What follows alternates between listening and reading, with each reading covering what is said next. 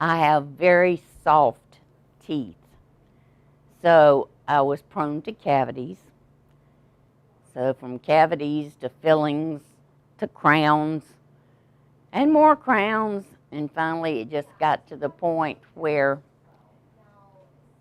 my mouth was full of crowns, but they were breaking off because of the teeth underneath them was not supporting that crown.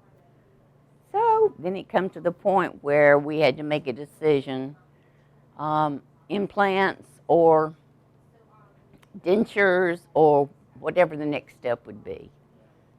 I wanted something better for myself and for my family too. And they had to look at me every day.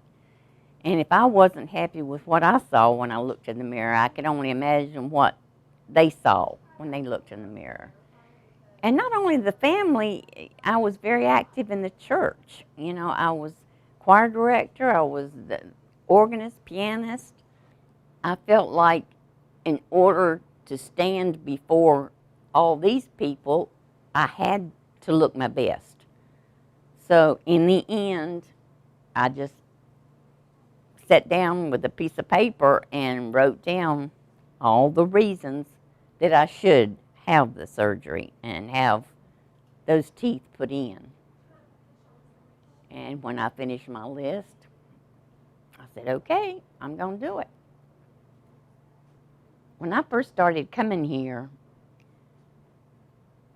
everybody was so nice, so friendly, and they had known, I think Tracy had filled them in on some of my history, so they knew a lot about what my history was.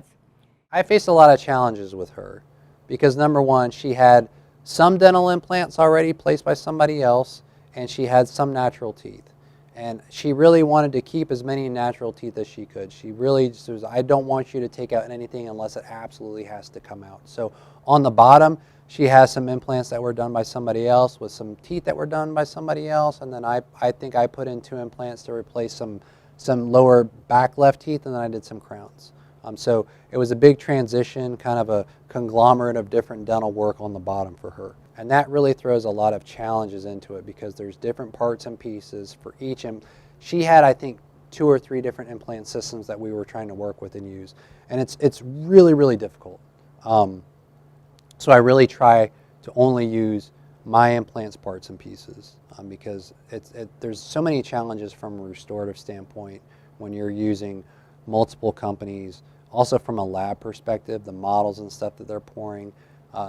Each implant system has its own different size tools as well too. So you got to make sure you got all that stuff in the office. It's crazy that they're not all the same across the board, but they're not.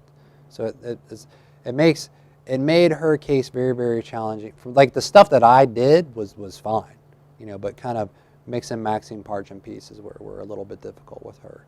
They just did everything in their power to make me feel welcome.